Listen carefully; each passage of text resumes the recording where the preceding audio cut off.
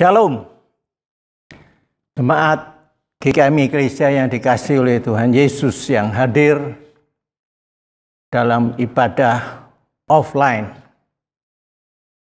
di tempat ini.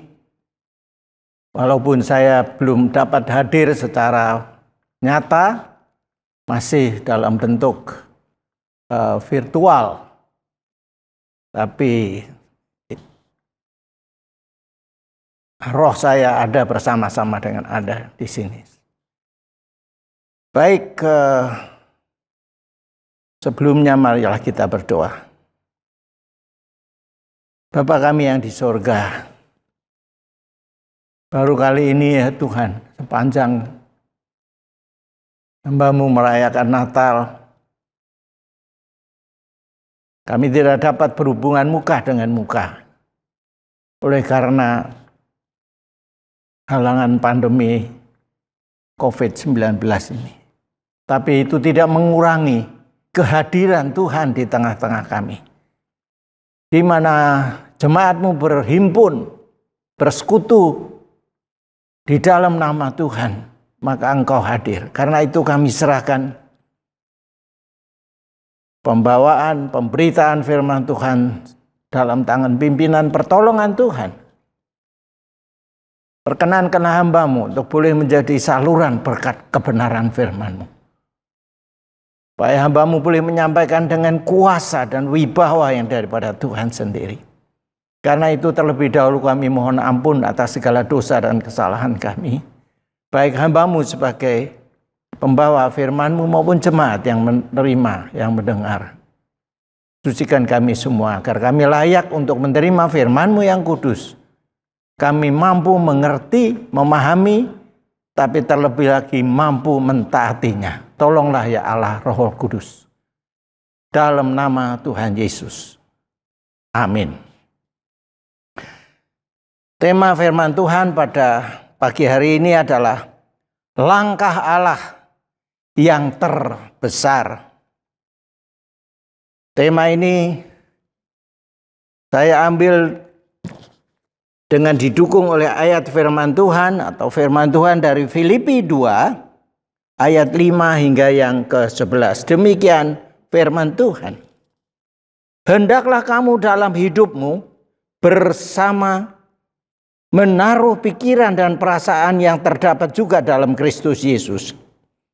Yang walaupun dalam rupa Allah tidak menganggap kesetaraan dengan Allah itu sebagai milik yang harus dipertahankan, melainkan telah mengosongkan dirinya sendiri dan mengambil rupa seorang hamba dan menjadi sama dengan manusia.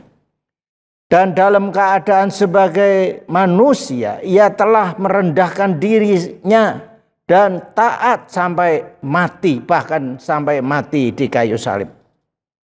Itulah sebabnya Allah sangat meninggikan dia dan mengaruniakan kepadanya nama di atas segala nama, supaya dalam nama Yesus bertekuk lutut segala yang ada di langit dan yang ada di atas bumi dan yang ada di bawah bumi, dan segala lidah mengaku Yesus Kristus adalah Tuhan, bagi kemuliaan Allah Bapa.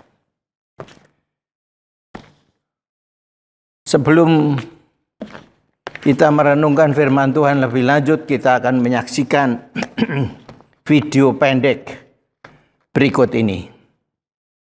2, 1, 0, all engine running.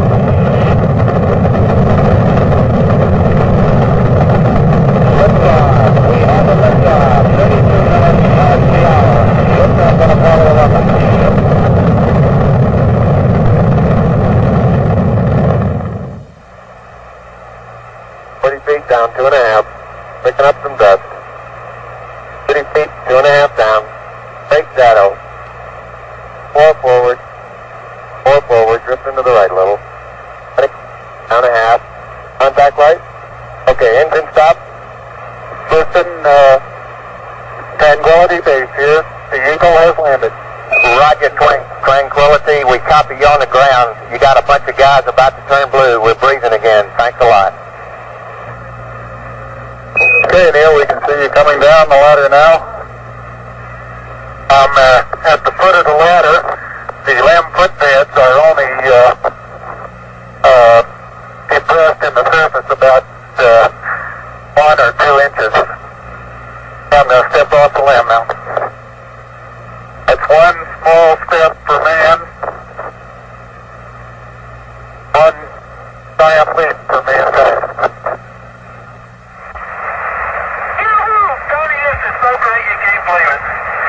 I believe it, Charlie. It's raining, Johnny. Look at it go, would you, Charlie? You got all your steering, it's great. Oh, this is going to be some kind of different ride.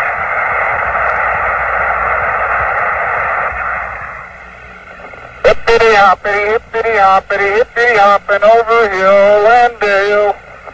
Da da da da da da da da da da da. Hippity hopping along. One ignition. Flat away, Houston. Vector good. We're burning flight. That's Roger, right. thrust. Looks good, flight. Observation shot flight. Roger. Descending. Stand by for splashdown. Recovery America, stable water, and cruise go. Apa yang kita baru saja saksikan melalui video tadi itu mengingatkan kita akan peristiwa yang terbesar dalam abad 20 yang lalu, di mana manusia untuk pertama kalinya mampu menginjakkan kaki di bulan melalui seorang astronot yang bernama Neil Armstrong. Dia mendarat bersama dengan ulang-alik, pesawat ulang-alik Apollo. Manusia pertama itu tidak mengira bahwa begitu besar sambutan manusia yang ada di dunia. Karena tidak sedikit puluhan bahkan ratusan juta manusia di dunia menyaksikan melalui TV detik-detik saat dia, Neil Armstrong ini, menginjakkan kaki di bumi. Selama ini manusia termasuk saya hanya berpikir bahwa bulan itu terlalu jauh dan mustahil ada manusia yang bisa sampai mendarat ke sana. Kalau toh ada itu hanya sekedar mimpi saja. Tapi ternyata apa yang orang dahulu berpikir itu hanya sekedar mimpi telah menjadi kenyataan. Dan ucapan Neil Armstrong yang cukup terkenal pada waktu dia menginjakkan kakinya pertama kali di bulan, dia berkata, "One step of man, but a giant step for mankind." Satu langkah dari manusia, tetapi merupakan langkah yang besar bagi kemanusiaan. Tapi bagaimana realitanya setelah 51 tahun sejak peristiwa itu terjadi? Apakah benar bahwa pendaratan manusia di bulan telah menyebabkan adanya perubahan kemanusiaan yang besar saat ini? Hal ini perlu dipertanyakan karena yang terjadi sebenarnya malah sebaliknya, bukan? Nah, saudara-saudara yang dikasihi oleh Tuhan Yesus, hal yang kontras terjadi lebih daripada 2000 tahun yang lalu. Peristiwa yang jauh lebih besar, jauh lebih dahsyat yang terjadi pada saat itu, yaitu peristiwa Natal, di mana Allah yang maha besar, maha mulia, maha agung, maha kudus, maha tinggi, saat itu dia rela menjejakkan kaki di bumi dalam diri anaknya Yesus Kristus. Nah, saudara-saudara, kita melihat kontras yang luar biasa. Allah yang sedemikian maha itu harus turun ke dunia yang maha kotor, maha najis, dan juga maha jahat manusia-manusianya, penuh dengan kemaksiatan dan seterusnya dan seterusnya. Sangat-sangat sukar sih mengerti oleh manusia. Di luar nalar sama sekali bahwa Allah yang sedemikian rela turun ke dalam dunia yang sedemikian bobroknya itu. Saya perumpamakan seandainya ada seorang raja yang besar, raja yang kaya, raja yang terkenal, ternama, tetapi dia mau menolong sekelompok dari rakyatnya atau penduduknya yang hidup di satu komunitas, satu tempat yang kumuh, yang kotor, yang najis. Sekelompok ini adalah orang-orang yang jahat hidupnya. Nah, raja ini ingin menolong mereka, tetapi dia harus menjadikan dirinya seperti mereka. Hidup dalam kemiskinan, dalam kekotoran, dan juga dalam kejahatan seperti yang mereka, keadaan mereka. Mana mungkin? Seandainya mungkin itu tidak masuk akal, bukan? Tetapi apa yang Allah perbuat ini jauh lebih daripada itu. Allah rela mengorbankan dirinya untuk menolong manusia. Nah, pertanyaannya, apa tujuan? Tujuan daripada Allah? Apa motivasi daripada Allah? Apa maksud daripada Allah berbuat yang sedemikian besar bagi kemanusiaan, bagi umat manusia yang sedemikian dahsyat sebetulnya apa yang dibuat oleh Allah? Apa motivasinya? Nah, motivasi adalah hal yang mendorong Allah berbuat yang demikian itu. Kalau kita baca di dalam ayat pembimbing tadi dikatakan, begitu besar Allah mengasihi dunia ini. Begitu besar motivasi Allah, tidak ada yang lain kecuali mengasihi dunia, mengasihi manusia. Itulah motivasi Allah atas apa yang Dia lakukan. Manusia yang berdosa, dan kalau manusia ini tidak ditolong, mereka akan binasa selama-lamanya. Dan dengan cara apa Allah mengasihi manusia ini? Dikatakan dengan mengaruniakan anaknya yang tunggal. Mengaruniakan berarti memberikan hadiah yang terbesar, ya, yang Allah miliki. Harta milik yang terpenting, termahal, yang Allah miliki, yaitu anaknya yang tunggal. Nah, anak yang satu-satunya, anak yang semata wayang, dalam bahasa Jawa dikatakan putra ontang anting. Jadi begitu besar kasih Allah ini sampai anaknya yang tunggal, harta milik yang terpenting Dia korbankan untuk menolong manusia. Tujuannya apa? Karena begitu besar kasih Allah akan isi dunia ini, sehingga dikaruniakannya anaknya yang tunggal, supaya barang siapa, setiap orang yang percaya kepadanya tidak binasa, melainkan beroleh hidup yang kekal. Jadi tujuannya adalah setiap orang yang berdosa dalam dunia ini tidak binasa, tidak mati kekal, melainkan beroleh hidup yang kekal. alias sorga. Nah, bagaimana? Bagaimana untuk memperoleh karunia Allah yang sedemikian besar dan dahsyat itu? Sebenarnya tidak sukar. Allah tidak mempersulit untuk mendapatkan karunia yang Dia karuniakan kepada manusia yang berdosa. Dikatakannya barang siapa yang percaya. Jadi setiap orang yang percaya atau beriman kepada anaknya ini, yaitu Yesus Kristus, maka dia akan beroleh hidup yang kekal. Cukup mudah, bukan? Nah, sekarang caranya bagaimana Allah melaksanakan hal ini? Kalau Neil Armstrong menjejakkan kakinya di bulan dengan tujuan agar kemanusiaan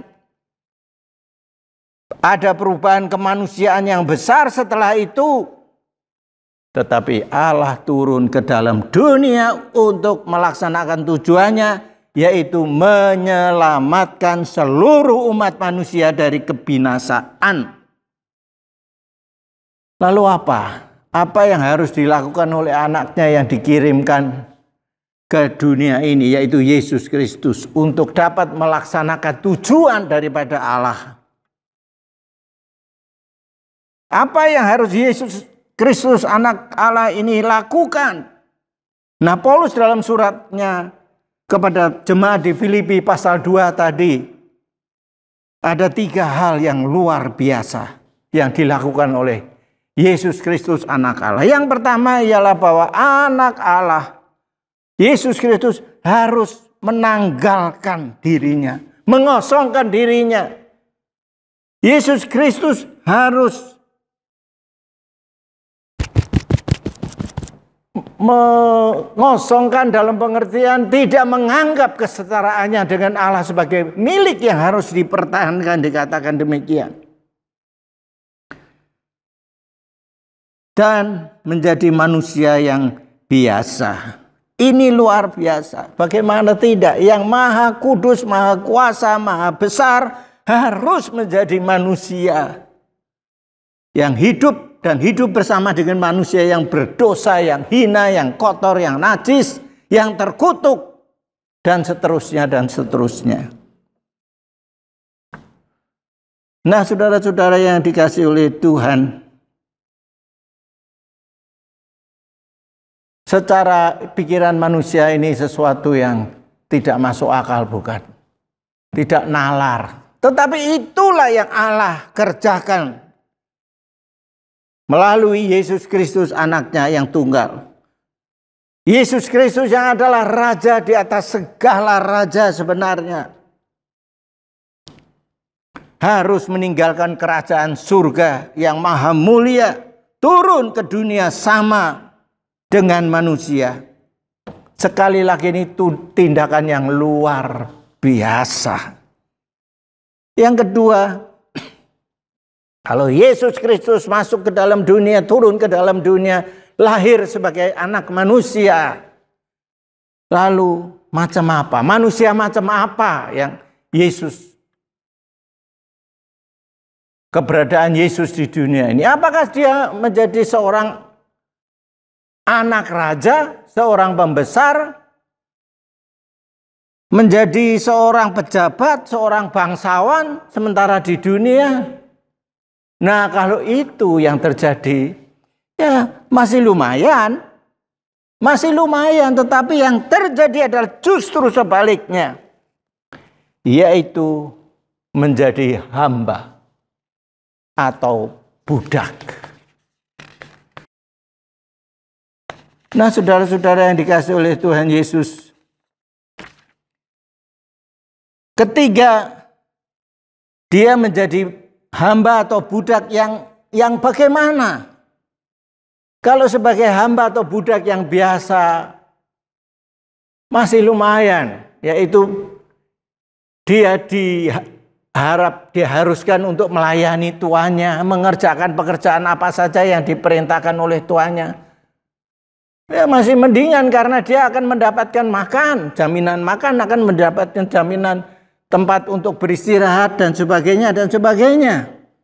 Tetapi apa yang dialami oleh Yesus sebagai hamba, dikatakan dia harus dihina, difitnah, dicaci maki, didera, disiksa sampai akhirnya harus mati di atas kayu salib. Suatu cara hukuman yang di luar peri kemanusiaan pada saat itu, yang sangat hina, dan itulah yang Yesus alami pada waktu itu. Nah, apa akibatnya dari hal yang luar biasa yang Yesus lakukan ini? Apa yang Allah sudah lakukan bagi umat manusia ini?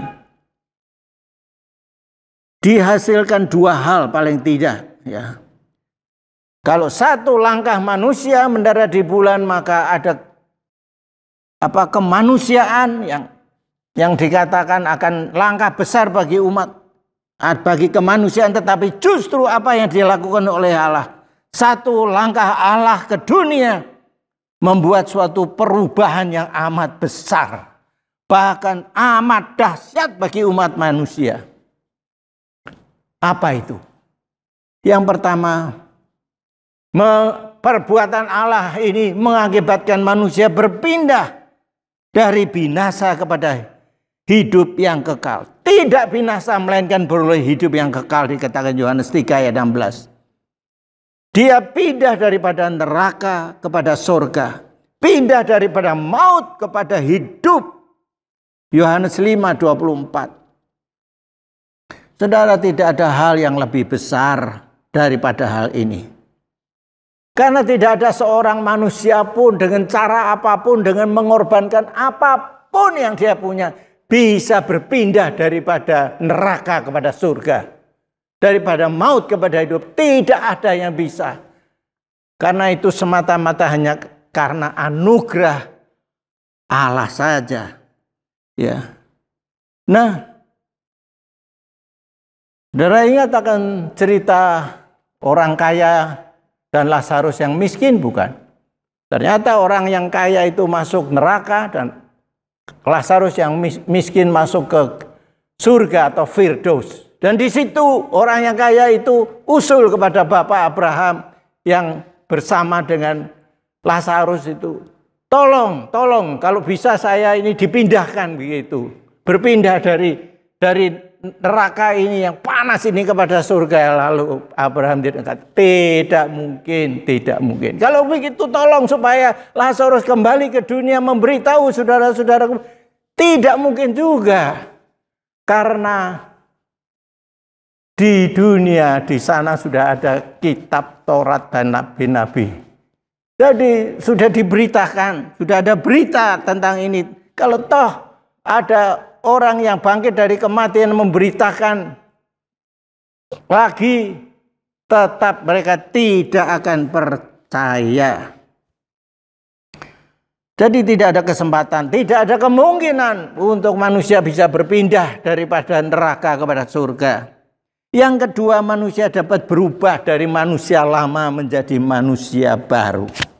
Berubah dari hidup yang lama kepada hidup yang baru. 2 Korintus 5:17. Manusia baru dengan sifat dan karakter yang baru. Manusia baru dengan perbuatan yang baru. Manusia baru dengan relasi dengan Allah Bapa, Allah Anak, dan Allah Roh Kudus yang baru. Manusia baru dari kedudukan sebagai musuh Allah menjadi anak-anak Allah. Nah, untuk menggambarkan ini, saya mengajak kita melihat video pendek, yaitu tentang metamorfose daripada ulat menjadi kupu-kupu. Kita saksikan.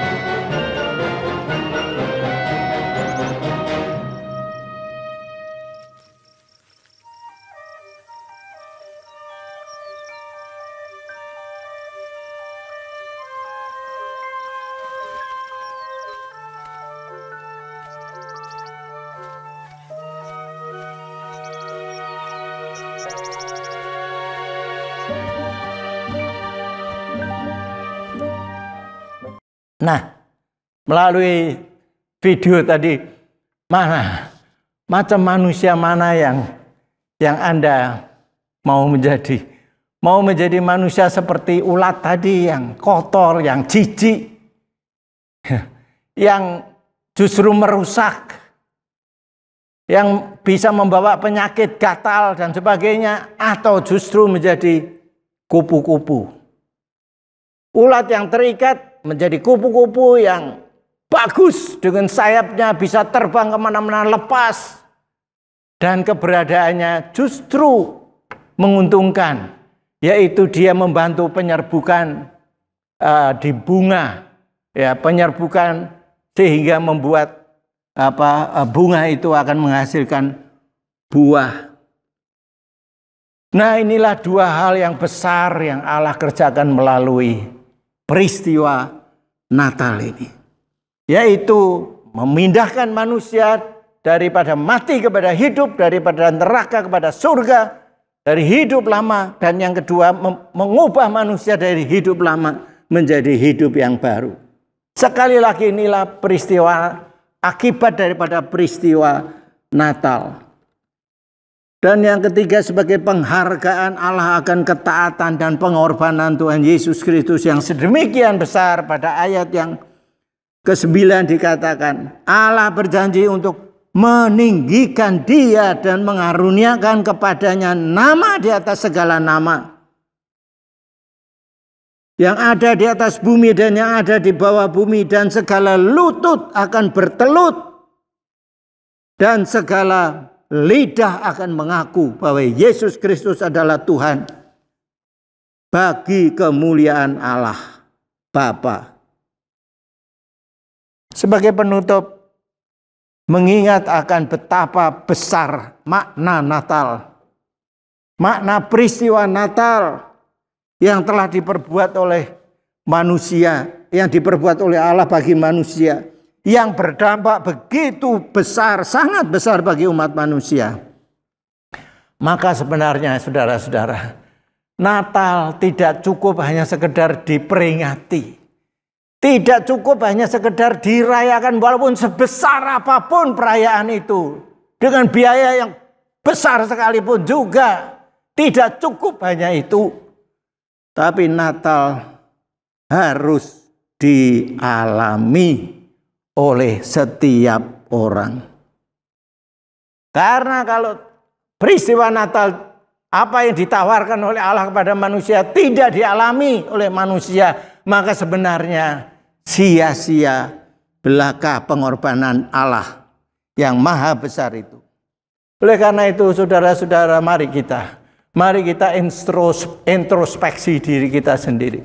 Adakah memang saya sudah mengalami berkat Natal yang Allah sediakan, yaitu keselamatan di dalam Yesus Kristus dan perubahan hidup menjadi manusia yang baru? Apakah sudah itu kita alami? Kalau sudah, kita mengucap syukur dan kita boleh bergembira dan bersuka cita sementara kita merayakan dan memperingati Natal ini. Tetapi kalau belum, masih ada kesempatan, atau masih ragu-ragu apakah saya sudah atau belum, maka bukalah hati dan terimalah Yesus masuk ke dalam hatimu, agar berkat Natal yang demikian besar, keselamatan, hidup yang kekal dan hidup yang baru akan saudara alami saat ini sampai selama-lamanya. Tuhan memberkati. Amin.